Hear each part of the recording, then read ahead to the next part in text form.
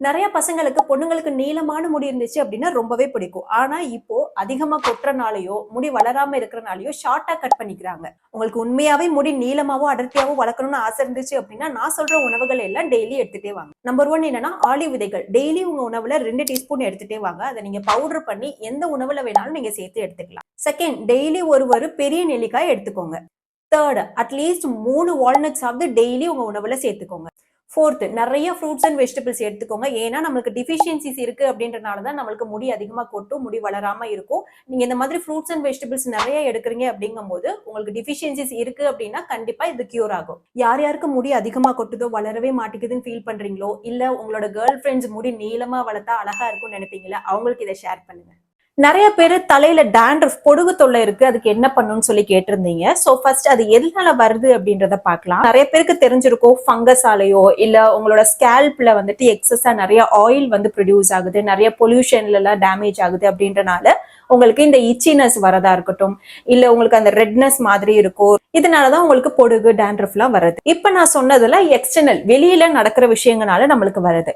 உள்ள இன்டர்னல்ல எதனால வருது அப்படின்னு பாத்தீங்கன்னா, சில வைட்டமின் டிஃபிஷியன்சியாலையும் வரும். உதாரணத்துக்கு ஜிங்க், ரிபோஃப்ளாவின், நியாசின், பைரிடாக்சின், இந்த சத்துக்கள்லாம் உங்க உடம்புல போதுமான அளவு இல்லை அப்படின்னா உங்களுக்கு இந்த டேண்ட்ரஃப் பிரச்சனை எல்லாம் வரும். சோ இந்த டேண்ட்ரஃப் பொடுகு தொல்லை போறதுக்கு என்னென்ன பண்ணணும் பண்ணக்கூடாதுங்கிறத பார்க்கலாம். நாளைக்கு தலை குளிக்கணும்ன்றதுக்காக இன்னைக்கு நைட்டே உங்க தலையில எண்ணெய் தேய்ச்சி வைக்கிறது பண்ணாதீங்க.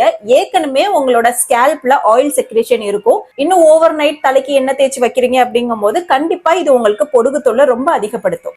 வாரத்துல கண்டிப்பா 2ல இருந்து 3 தடவையாவது தலைக்கு குளிக்க பழகிக்கங்க. உங்களோட தலைக்கு நிறைய ஹேர் பேக் எல்லாம் போறத நிறுத்துங்க. என்னதான் அது ஹோம் ரெமெடியாவே இருந்தாலும் உங்களோட தலையில இருக்கிற அந்த ஸ்கேல்பை வந்து ரொம்ப ட்ரை ஆக்கிரும். சோ தட் உங்களுக்கு டேண்ட்ரஃப் வந்து அப்பதான் ரொம்ப அதிகமா ஸ்டார்ட் ஆகும். முடி கொட்டக்கூடாது, முடி வளரணும், டேண்ட்ரஃப் போகணும்னு சொல்லிட்டு நிறைய ஹேர் பேக் இப்ப சொல்லிட்டு இருக்காங்க.